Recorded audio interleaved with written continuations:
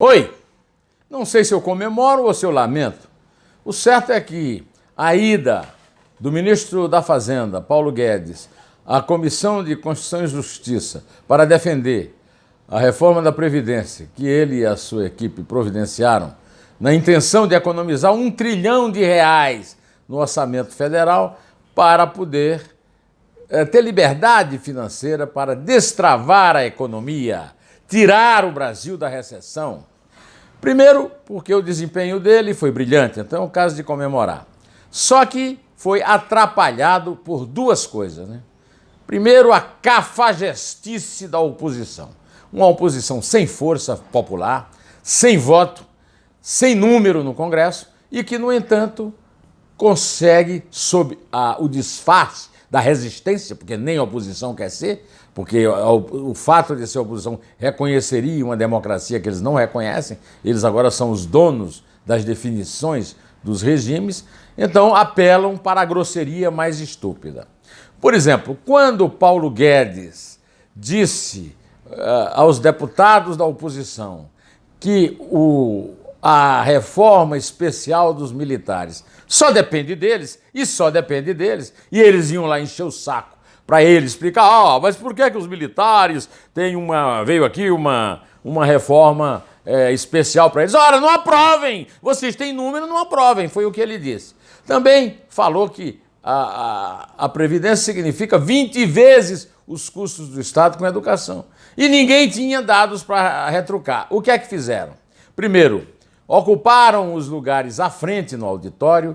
Segundo, contaram com a covardia, a preguiça, a desídia de quem se diz governista, mas só quer se aproveitar do governo para ficar em casa, dormindo. Eu não vi. Cadê a Joyce Hasselmann, a líder do governo no Congresso? Cadê o senhor Eduardo Bolsonaro, deputado federal, que tinha que estar lá protegendo o ministro do pai dele? Cadê? Então, e depois é o seguinte, estava lá o Rodrigo Maia. O Rodrigo Maia foi prestigiar o Paulo Guedes. Não me façam rir que me dói o calo. O Rodrigo Maia foi se divertir com o espetáculo circense que ele sabia que ia acontecer e do qual ele ia tirar proveito. E o palhaço do dia foi um deputado lá do Paraná, do PT, chamado Zeca Dirceu. Ele sim. Zeca Dirceu comparou o Paulo Guedes a um tigrão para os trabalhadores, para os sofredores da classe operária e uma tchutchuca para os ricaços. Então, as tchutchucas são uma gíria de um funk carioca, de um grupo chamado Bonde do Tigrão, em que esse tigrão vive caçando mulheres fáceis nos bailes de periferia e tendo relações sexuais exclusivas com elas ou em grupo, em estupros coletivos. Então a comparação é muito grosseira para ser feita na Câmara e mostra o nível cultural e o nível da educação que o deputado Zeca Dirceu teve em casa.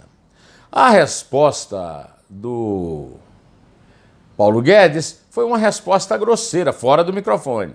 Chuchuca é a mãe, é a avó. É a sua mãe, é a sua avó. Foi. Mas ainda não está à altura do tamanho da grosseria que o deputado fez com ele lá.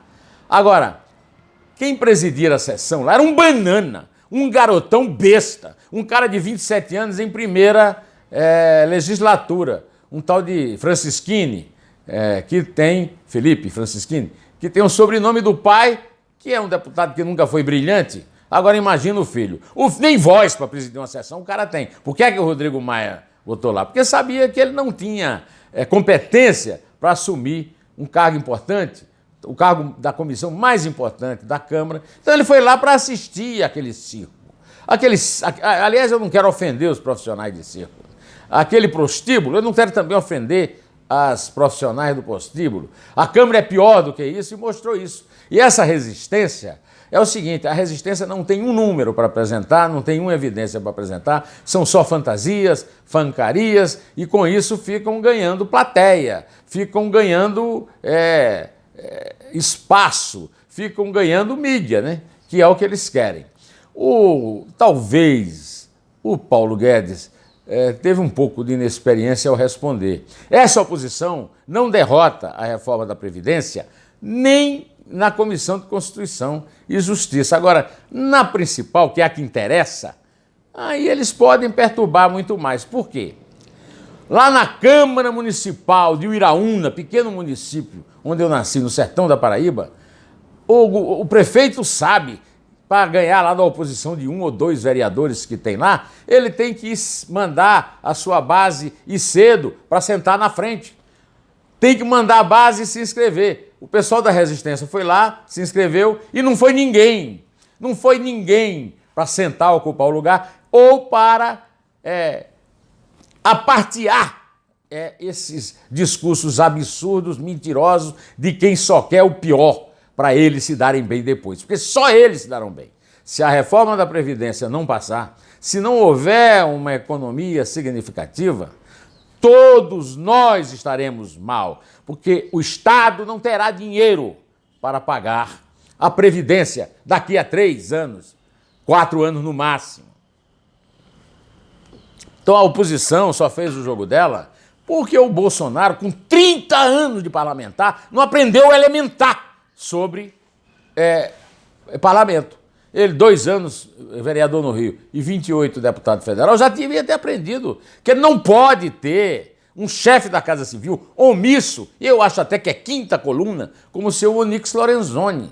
Não podia ter confiado no seu Onyx Lorenzoni quando ele disse ao presidente que a opção era entre Rodrigo Maia e Marcelo Freixo. Marcelo Freixo, é mais fácil Marcelo Freixo ir a pé para a Lua, ou quiçá para Marte, caminhando, do que ganhar uma eleição de presidente da Câmara. Mas caiu nos braços de Rodrigo Maia, que está acostumado a chantagear o poder executivo. Fez isso com o Temer, se deu muito bem. E ganhou, se deu melhor ainda, porque ganhou a reeleição baseada na inércia, na incompetência, no desleixo do pessoal do PSL, mas também do presidente da República, que não quer se meter com a Câmara. Conversa, não sabe como se meter. O resultado foi desastroso. O que fizeram com o Paulo Guedes lá foi uma sacanagem, mas foi uma sacanagem, digamos que, praticamente combinada entre o governo e a oposição. Foi entregá-lo às feras. E o Rodrigo Maia deve ter se divertido à beça. Até porque lá no Senado a coisa é igual. O Alcolumbre foi nomeado também, foi escolhido também pelo seu Lorenzoni.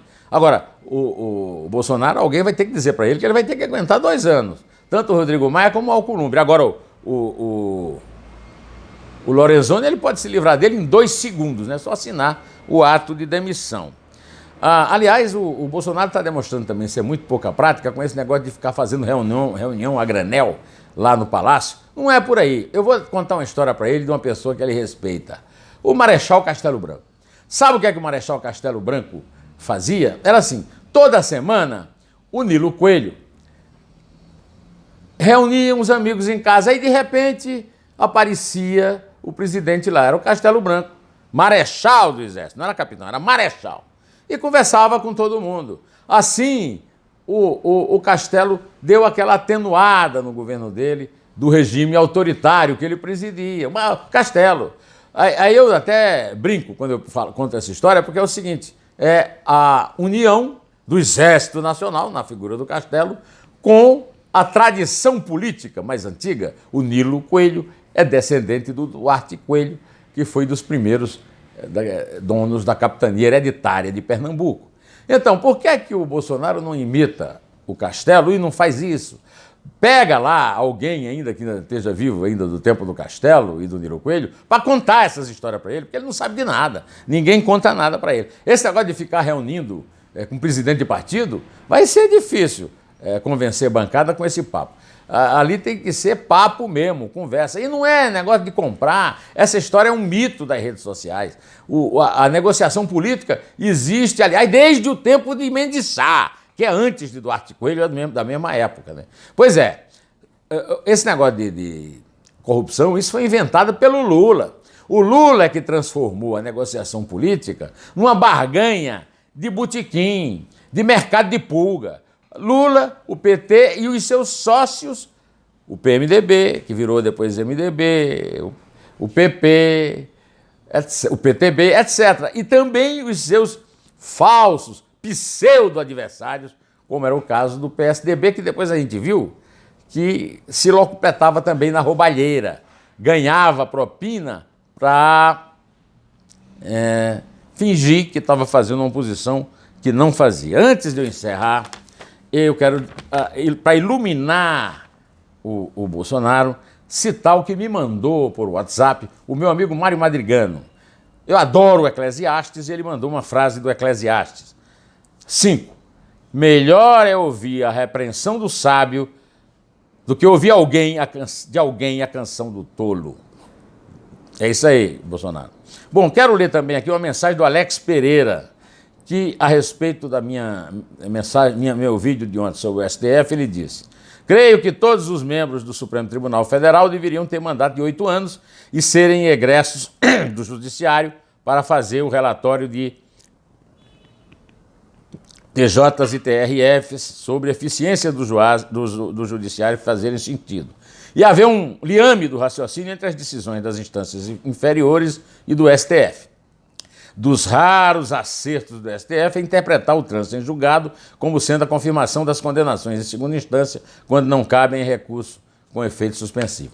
A mensagem dele é maior, mas eu quero só aproveitar isso aqui para dizer que, aleluia, né? O Dias Toffoli se mancou e adiou do dia 10 para frente, só Deus sabe quando, a discussão da segunda instância. Antes de terminar, eu quero ler uma discordância do meu amigo Zé Paulo Cavalcante, grande jurista pernambucano, contra o meu comentário aqui a respeito dos radares que o Bolsonaro não quer instalar.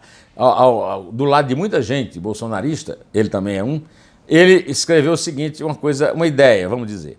Acabo de voltar de Portugal, amigo. Na estrada para Cascais, há sistema diferente e mais inteligente, com placas de veículo máxima 70 km. Depois de cada placa, 100 ou 200 metros depois, um sinal. Se você passa abaixo, o sinal é verde. Se passa acima, fica vermelho. E você perde mais de 1 minuto esperando abrir. A multa é altíssima para quem fura sinal. Resultado, quem quer ir acima, perde mais tempo. E todos andam abaixo dos 70, velocidade baixa, sem preocupações em arrecadar. Se o objetivo real fosse diminuir a velocidade nas estradas, deveria haver dezenas de placas avisando haver radar. Que nada, eles estão escondidos. O objetivo, amigo, é mesmo arrecadar. Escusas, mas voto contra o seu texto neste ponto. Aceito democraticamente, registro a opinião e digo mais. Direto ao assunto, em té, e só a verdade nos salvará.